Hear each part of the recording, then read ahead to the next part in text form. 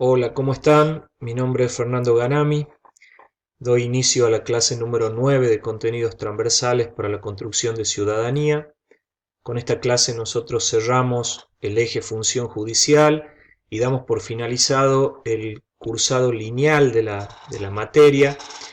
Respecto de eso, me parece que antes de dar inicio al contenido puntual de esta clase, me interesaba debatir o reflexionar con ustedes sobre dos cuestiones. Por un lado, lo vinculado al cursado, decirles respecto de eso que como encargado de cátedra estoy muy satisfecho con la labor desempeñada por la totalidad de mis compañeros de cátedra. Hemos conformado un equipo que ha logrado construir, con todas las dificultades que supone para quienes estamos formateados para actividades presenciales, para quienes pensamos que no hay mejor fortaleza que el trabajo en el aula, que la construcción del aprendizaje con la mirada de los alumnos, con los comentarios de los estudiantes, con, digamos, interrelacionando las clases, es como nuestro modo natural de construir el aprendizaje del derecho. Sin embargo, hemos tomado, ante esta situación de pandemia, hemos tomado el desafío de construir todo el cursado en un aula virtual. Contarles que en estos momentos en las tres aulas de contenidos transversales hay un promedio de 1.200 estudiantes matriculados, lo que supone un enorme desafío en términos de masividad para poder llegar con este cursado que ha diseñado hasta aquí 9 clases, 3 introducciones de eje, 2 entrenamientos de evaluaciones, 4 actividades prácticas y que próximamente, a partir de esta clase y seguramente desde la semana que viene, nosotros vamos a elaborar 3 clases integradoras que tienen el objetivo básicamente de generar otro espacio de discusión, otro espacio de compartir algunas de los contenidos de la materia, sobre todo para aquellos estudiantes que por dificultades de acceso,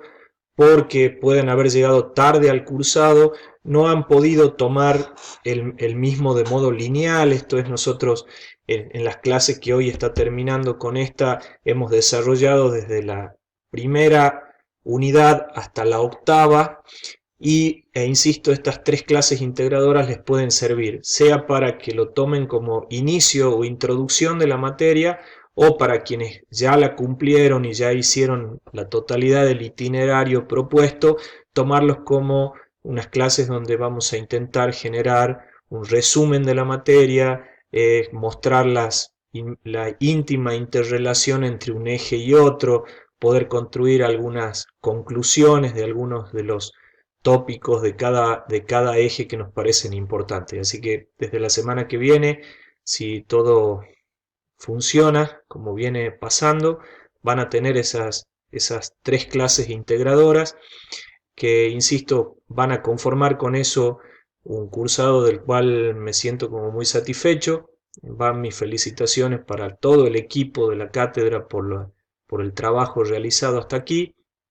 y decirles respecto de las evaluaciones que, bueno, que nosotros estamos como equipo bastante preparados para una evaluación en modalidad virtual.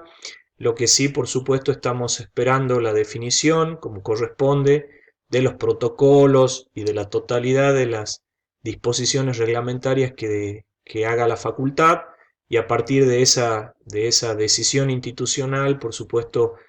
volveremos para cumplir con las evaluaciones que tenga este cursado. También quiero reflexionar antes del inicio del contenido puntual de la clase, y en eso me hago eco de lo que todos mis compañeros de cátedra en cada una de sus intervenciones y empezaron las clases haciendo alguna alusión a, bueno, a lo que estamos viviendo, ¿no? Este estado generalizado de incertidumbre, todo lo que ha provocado este virus, esta pandemia. Y respecto de eso, solo aportar dos líneas que no son mías, que responden a dos grandes pensadoras argentinas.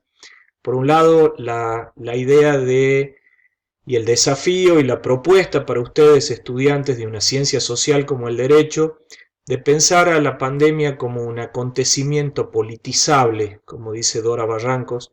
Esto es como un hecho que básicamente nos pone en debate esta tensión permanente de las ciencias sociales entre hombre, cultura y naturaleza. Me parece un interesante desafío poder pensar lo que nos está pasando y el- todo lo que ha generado este virus a partir, insisto, de esta tensión. Y en segundo lugar, y en esto sí bien con la camiseta puesta de un docente de teoría del Estado, pensar que básicamente no hay mejor descripción de cuál es el rol y el papel que ha asumido el Estado argentino hoy que ese adjetivo que Rita Segato le puso de pensar que estamos ante un Estado maternal.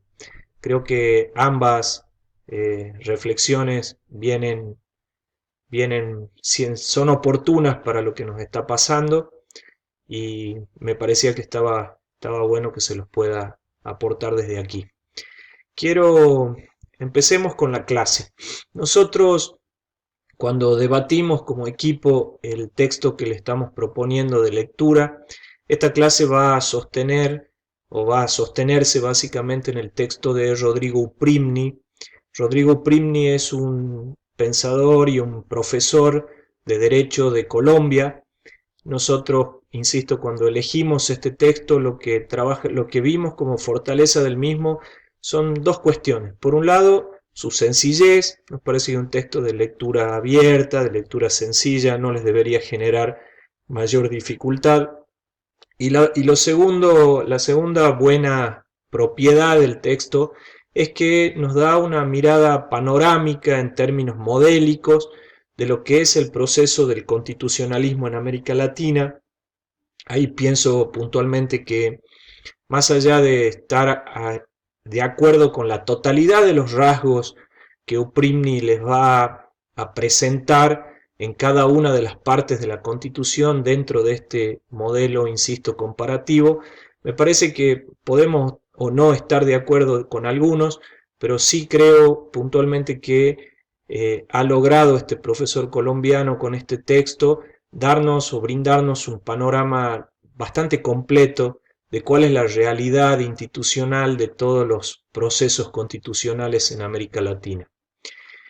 Antes de empezar a desgranar cada uno de estos rasgos, me parecen dos cosas como así interesantes para empezar. Lo primero, explicarle qué es esto del constitucionalismo y lo segundo, contarles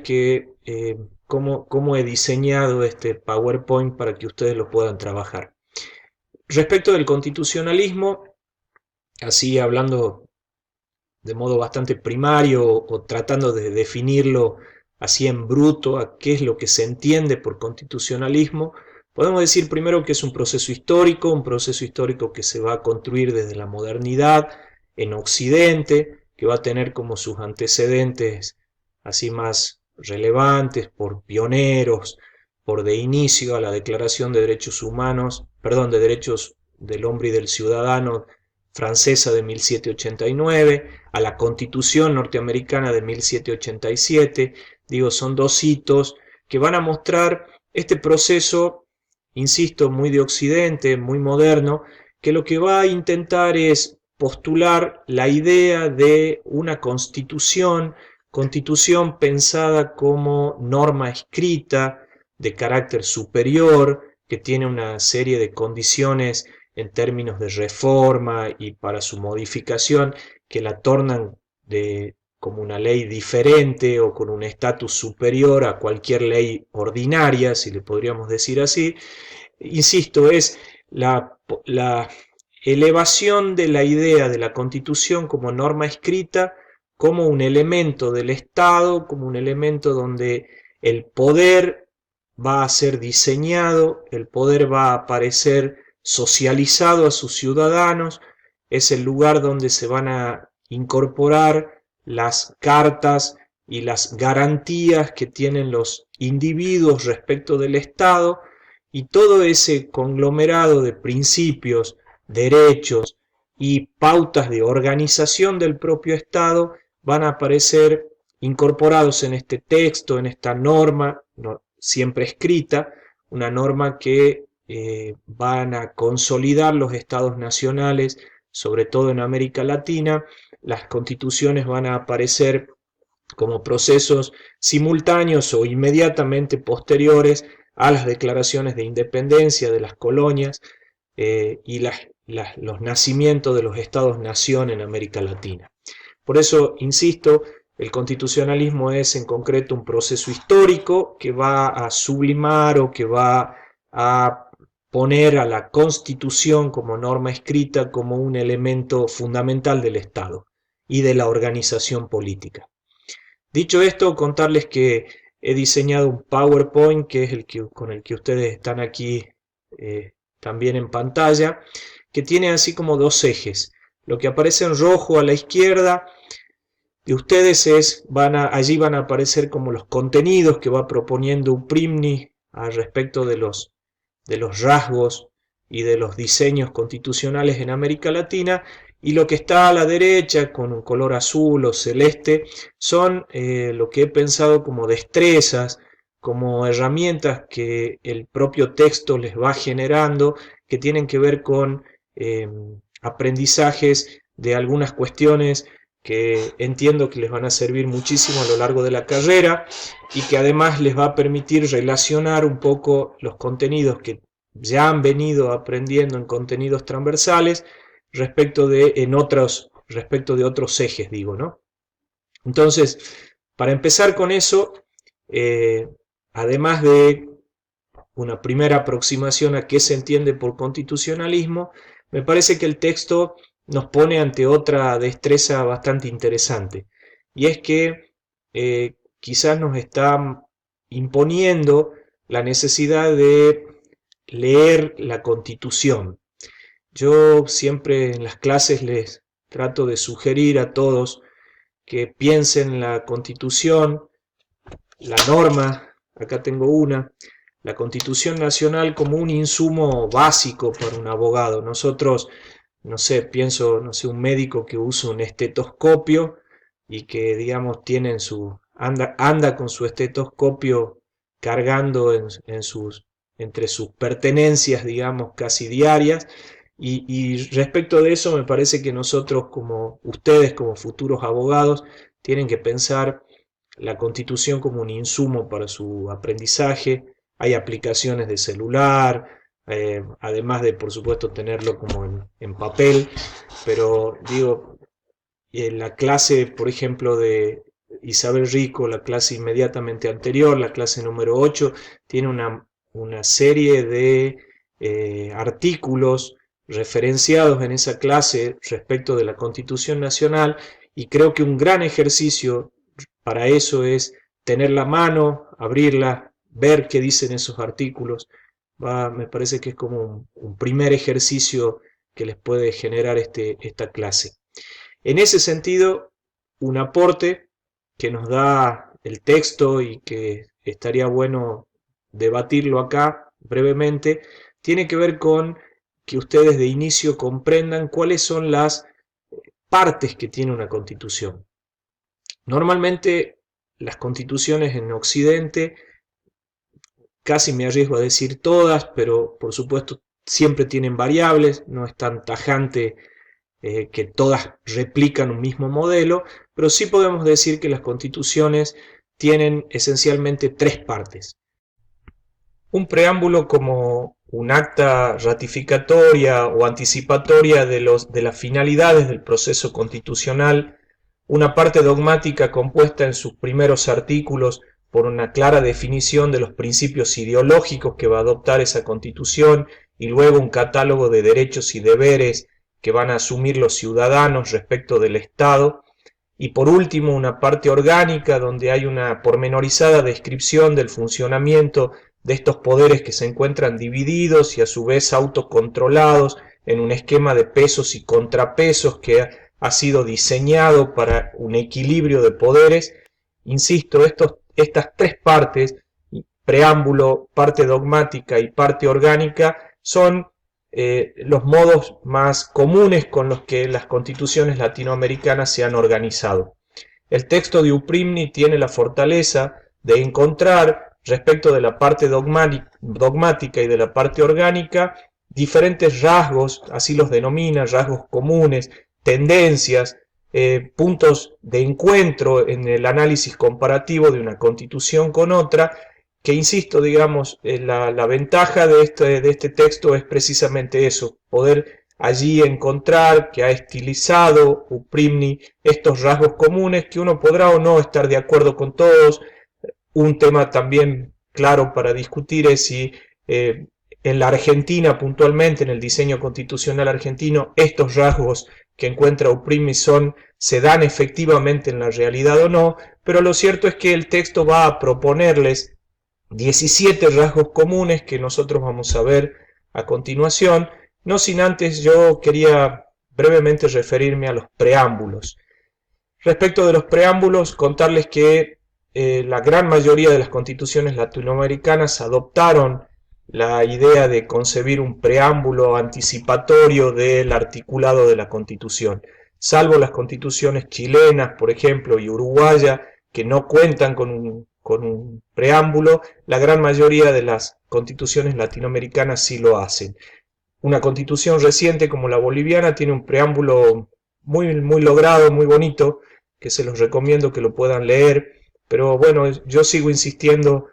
en cuanto a la belleza y a la magnífica obra literaria de nuestro preámbulo. En 100 palabras, un santiagueño, Benjamín Gorostiaga, constituyente del año 53, a quien la historia constitucional le adjudica la elaboración de este preámbulo y también de la parte orgánica de la Constitución. Digo, este preámbulo nuestro, entiendo que en una síntesis de 100 palabras ha logrado claramente establecer cuáles son los principios y las finalidades de una Constitución. Si pueden repasarla en su cabeza el preámbulo, verán que hay claramente de inicio una mención fuerte, ¿no? Muy clara en la Constitución argentina respecto del carácter representativo del diseño constitucional. A diferencia de, por ejemplo, el preámbulo de la Constitución norteamericana, que si bien tiene esa tendencia representativa, sin embargo, digamos, el preámbulo de la Constitución norteamericana empieza diciendo nos o nosotros, el pueblo de los Estados Unidos. Muy por el contrario, y así a cara lavada y sin tapujos, las constituyentes argentinos dicen nos, los representantes del pueblo de la nación argentina reunidos en Congreso General Constituyente. Sus primeras 10 palabras dejan claramente establecido esto que luego, en un artículo específico de nuestro diseño constitucional, la Constitución se va a autopercibir como representativa. Respecto del preámbulo, además de esta mención, contarles que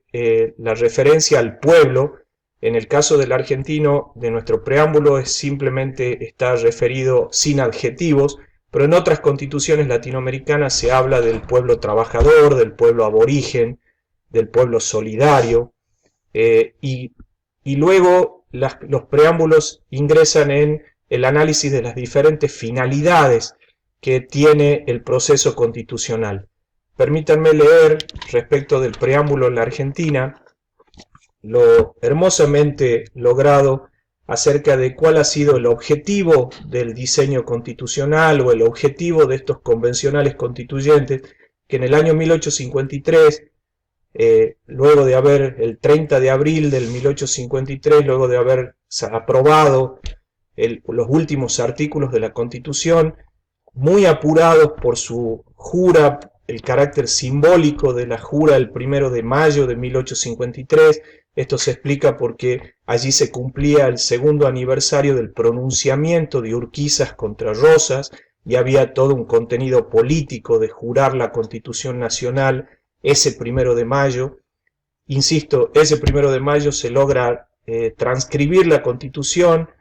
en un libro de contabilidad que tiene incluso hasta el formato de un libro tipo de contabilidad, y es jurada nuestra Constitución en ese libro por el orden alfabético de las provincias, una convención constituyente presidida por Benjamín Zorrilla, un salteño, con una, como les contaba, con una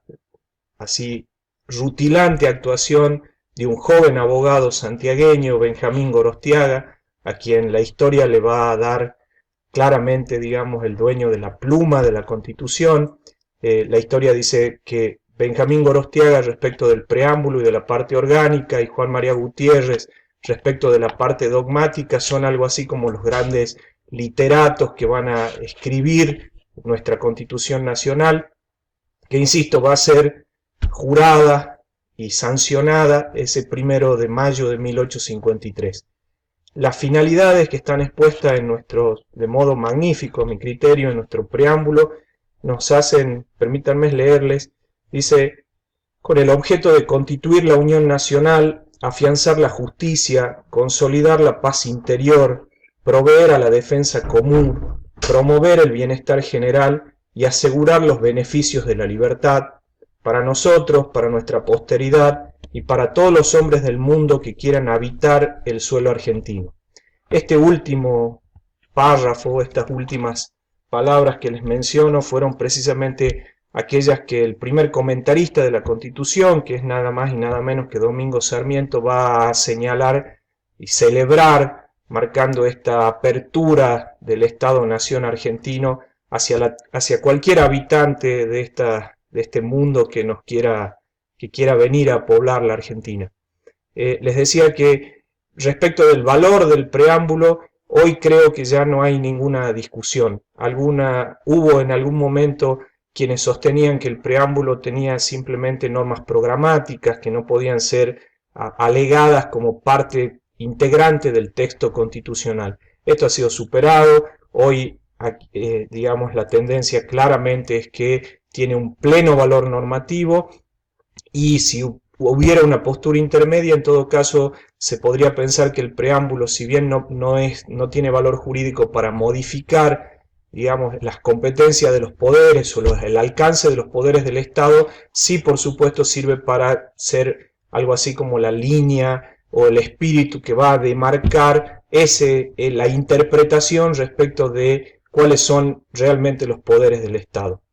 Les contaba respecto del preámbulo, por último y para terminar, que preámbulos más recientes, como insisto el boliviano, el de Ecuador, va a abogar sobre cuestiones que también en la materia ya hemos tratado. En algunos de estos textos constitucionales hay una clara mención a la igualdad sin discriminación, a la igualdad con dignidad, dirá la Constitución ecuatoriana. En algunas se adoptan los principios del buen vivir. En fin, se van como generando posiciones que tienen que ver con la internacionalización de los derechos humanos, y estas cuestiones se van incorporando a los preámbulos. Lo que esto no pasó en nuestro diseño constitucional, nosotros mantenemos esas 100 palabras del texto original de la Constitución.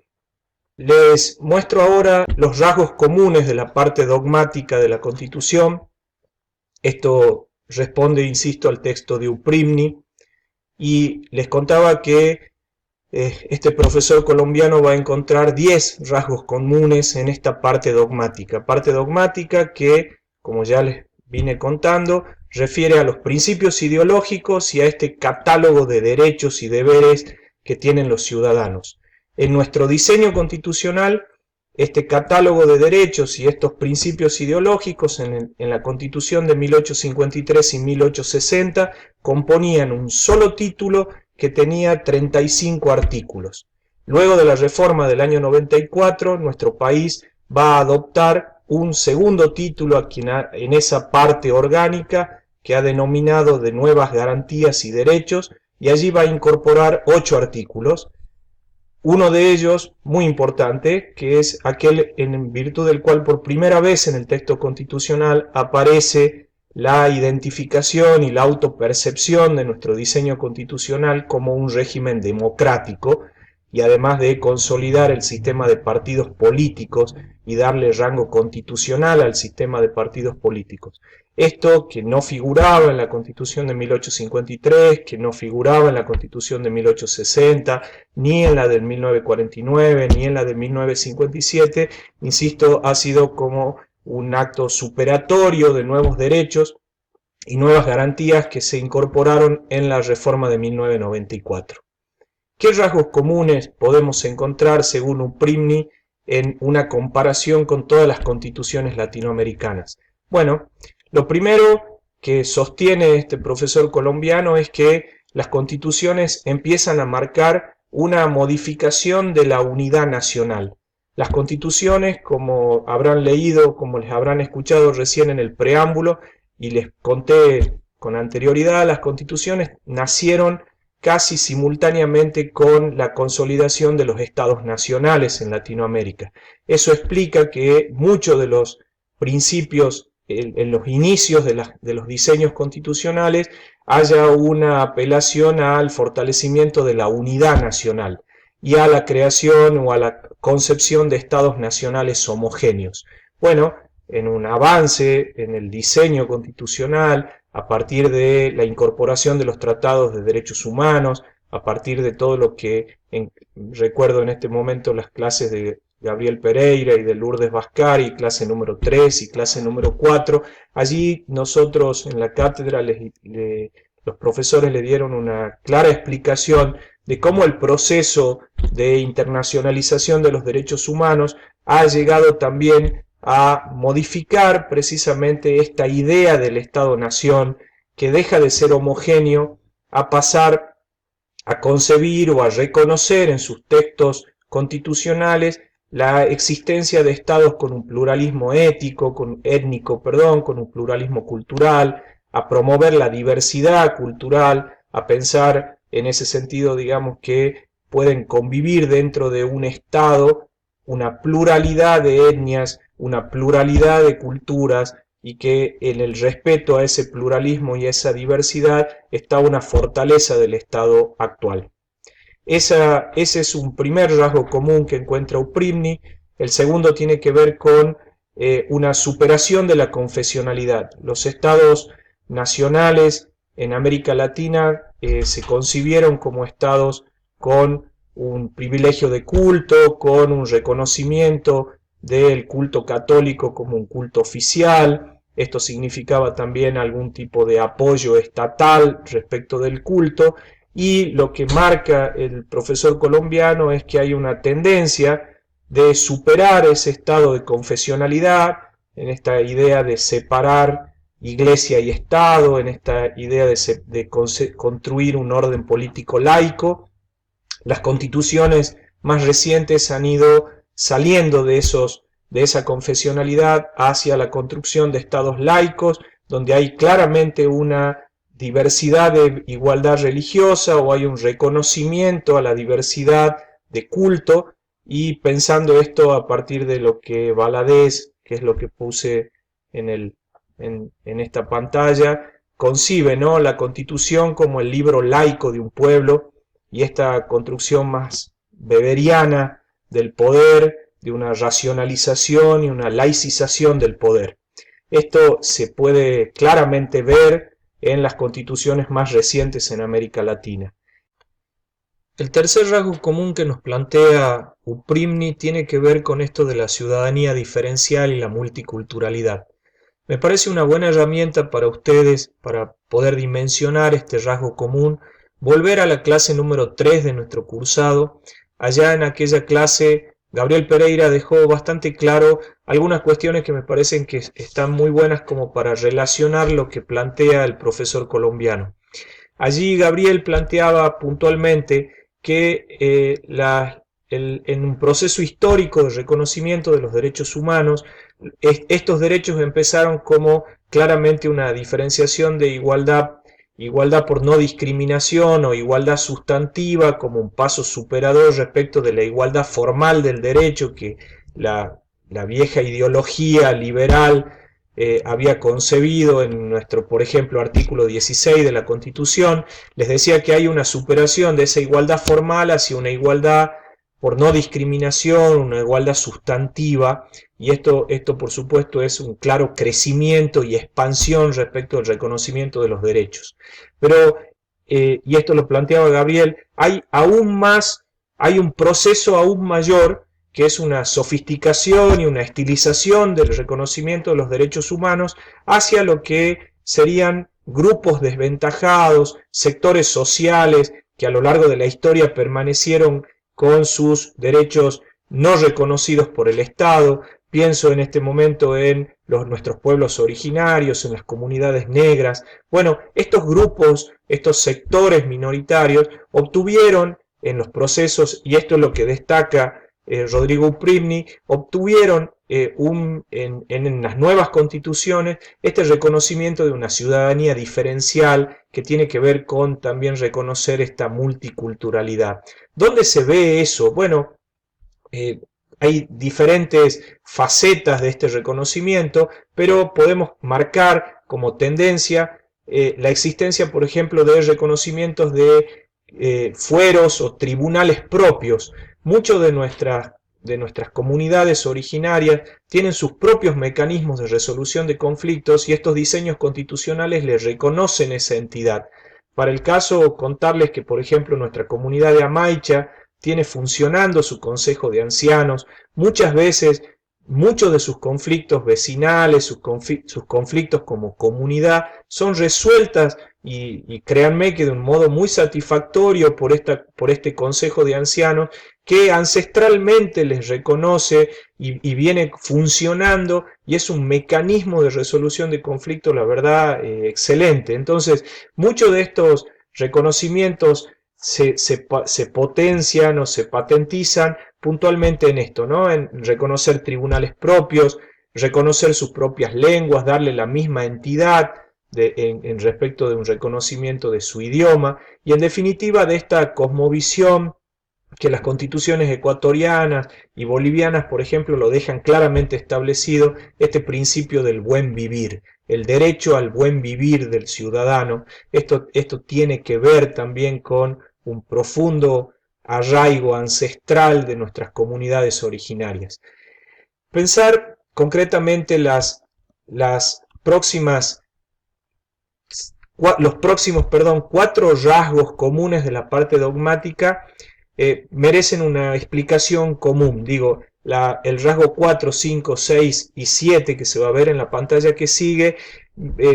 creo que los podemos claramente concentrar a partir de pensar que las nuevas constituciones van a traer, por un lado, un profundo reconocimiento amplio de derechos, que esto tiene que ver con la apertura que van a tener hacia el derecho internacional de los derechos humanos, que va a impactar necesariamente en un pluralismo jurídico, y que todo esto tiene que ver o se complementa con un fuerte compromiso con la igualdad sustancial que les mencionaba recién. Por ende, creo que podemos sintetizar en una sola explicación estos 4 rasgos comunes. Para eso, apelo a volver a la clase número 8. Allí Isabel Rico, creo que con muchísima claridad, dejó expuesto cómo hay una ampliación del catálogo de derechos en nuestro diseño constitucional, no solo el argentino, insisto, sino en toda Latinoamérica. El catálogo empezó concebido como de derechos civiles, esto es, pensar al individuo como un sujeto de derecho frente al Estado, y esta mirada muy liberal de menos Estado y de generar derechos de protección del individuo frente al Estado. En ese contexto, digamos, los derechos que, por ejemplo, están plasmados en nuestro artículo 14, 15, 16, 17, 18 de la Constitución, responden a ese esquema. Insisto, es un esquema liberal, no por viejo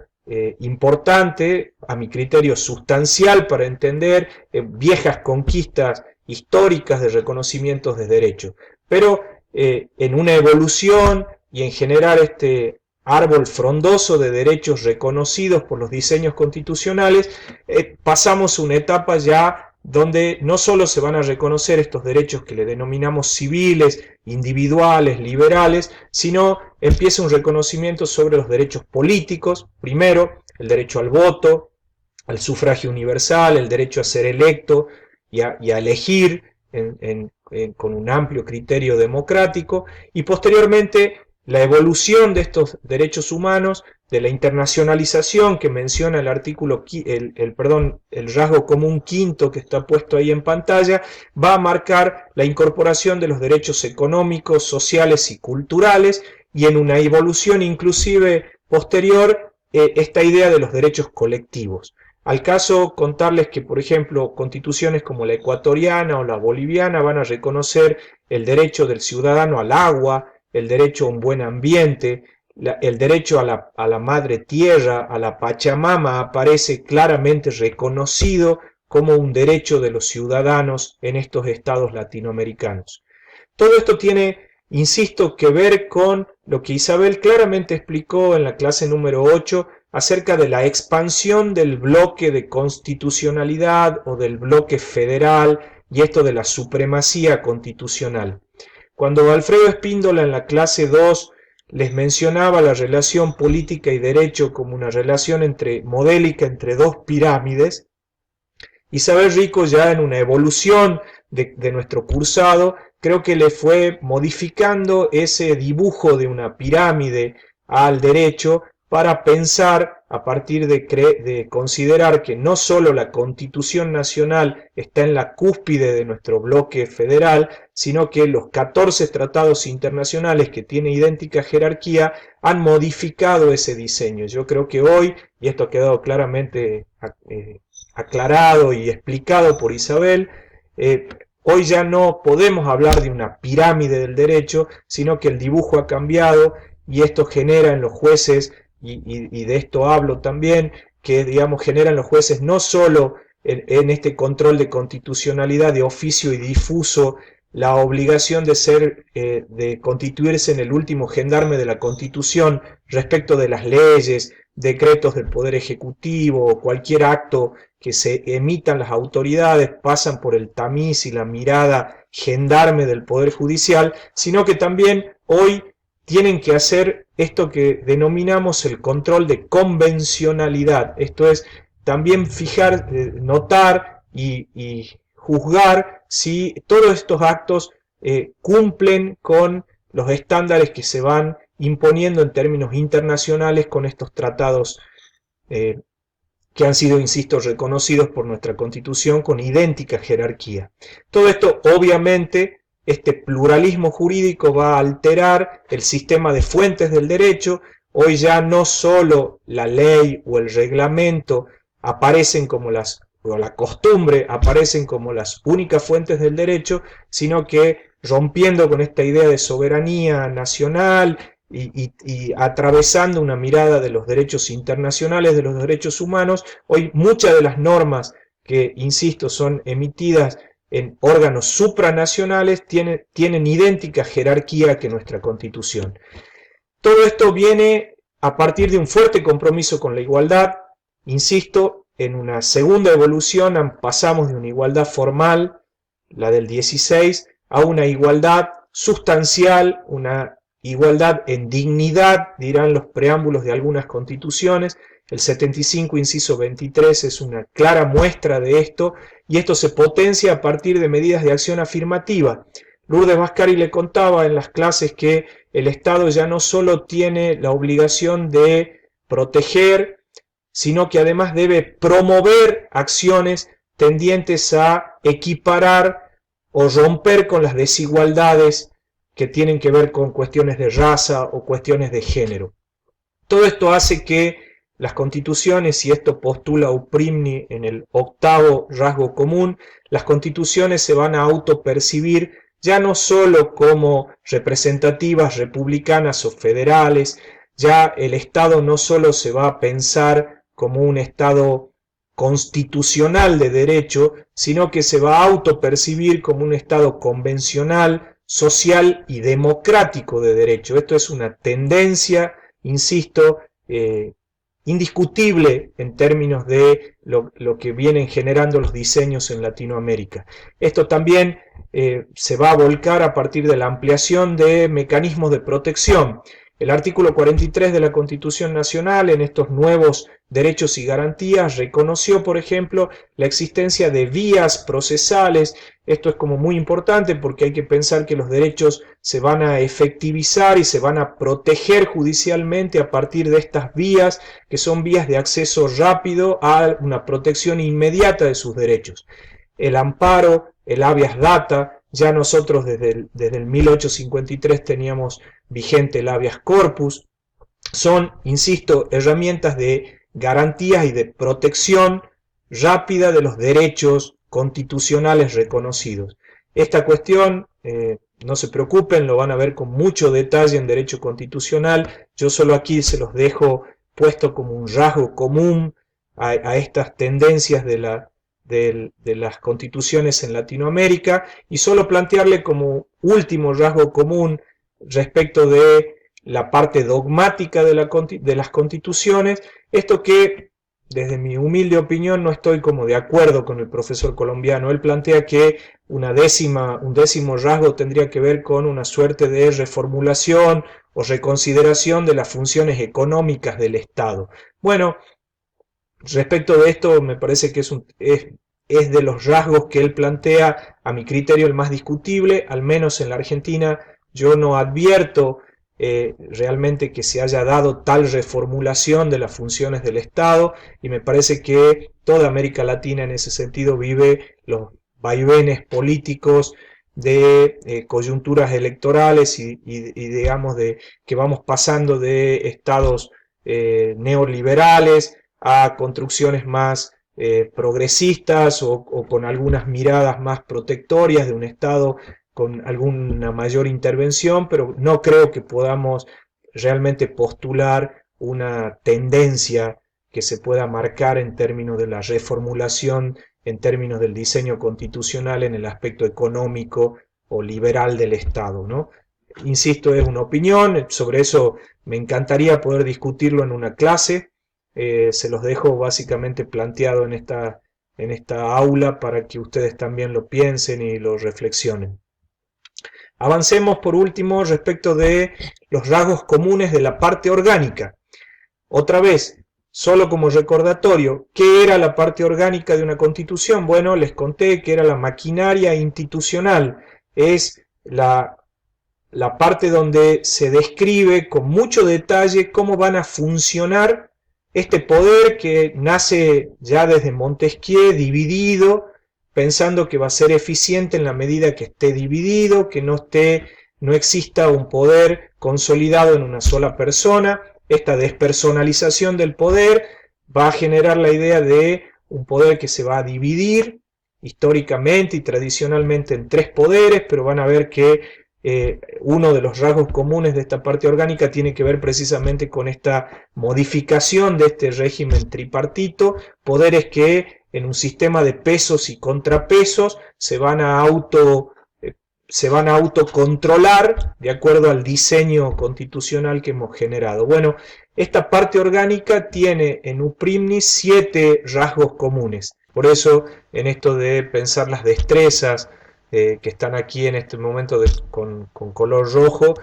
me parece que discutir sobre la parte orgánica y encontrar los rasgos comunes los pone a ustedes en el debate acerca de cuál es el rol de ese Estado, hasta dónde su régimen político está afianzado, hasta qué parte la representación es su única mirada, digamos, en términos de organización, y van a ver cómo en rigor los nuevos diseños van a tratar de atemperar esa representación, la mirada sobre los organismos de control del Estado, los mecanismos de impuestos como el sistema básico de funcionamiento y de financiamiento del Estado para la definición de sus políticas públicas, y los municipios pensados como entidades de un mayor acercamiento en términos democráticos de las comunidades con el diseño de poder. Bueno, esto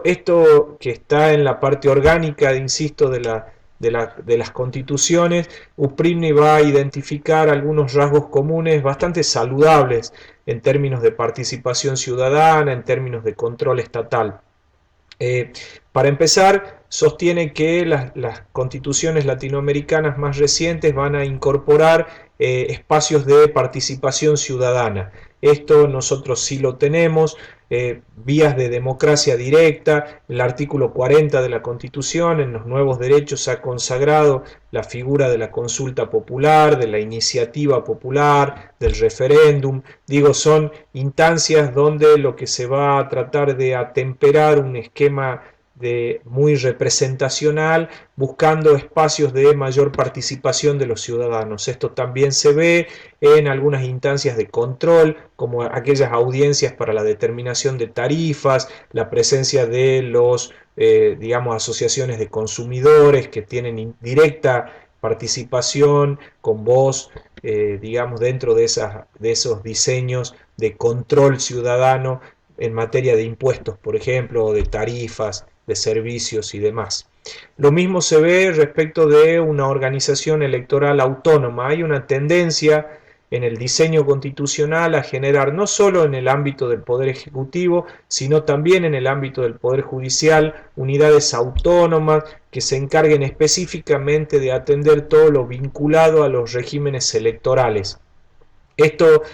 básicamente lo van a ver con mucho detalle en Derecho Constitucional, y de hecho nuestro plan de estudio tiene además una materia electiva específica que es Derecho Electoral. Solo plantearles aquí que efectivamente sí es un rasgo común el que encuentra UPRIMNI respecto de este diseño, y yo les puse en negro, y esto me encantaría poder discutirlos por supuesto en una clase, esta cuestión de cómo está funcionando el régimen electoral en la Argentina y más particularmente en Tucumán. Venimos de controvertidas y complejas elecciones, y bueno, creo que nuestro régimen electoral en ese sentido, bueno, es bastante controvertido y da mucha tela para debatir, ¿no? Lo dejamos para teoría del Estado, para derecho constitucional, para derecho electoral, pero me parece que es un buen remedio pensarlo, al menos aquí, como un rasgo. Lo mismo tiene que ver con la descentralización de poderes locales y comunales, les decía, la municipalización en un mayor fortalecimiento de un sistema de mayor acercamiento de los ciudadanos con respecto al poder político, instancias estatales de control. Esto se puede advertir claramente, lo mismo que un robustecimiento del Poder Judicial. Hay claramente una búsqueda, sobre todo con la consagración en términos constitucionales, la incorporación de los consejos de las magistraturas, que funcionan no solo en el ámbito federal, sino nosotros acá en Tucumán funciona como consejo asesor de la magistratura, que básicamente ese órgano va a tener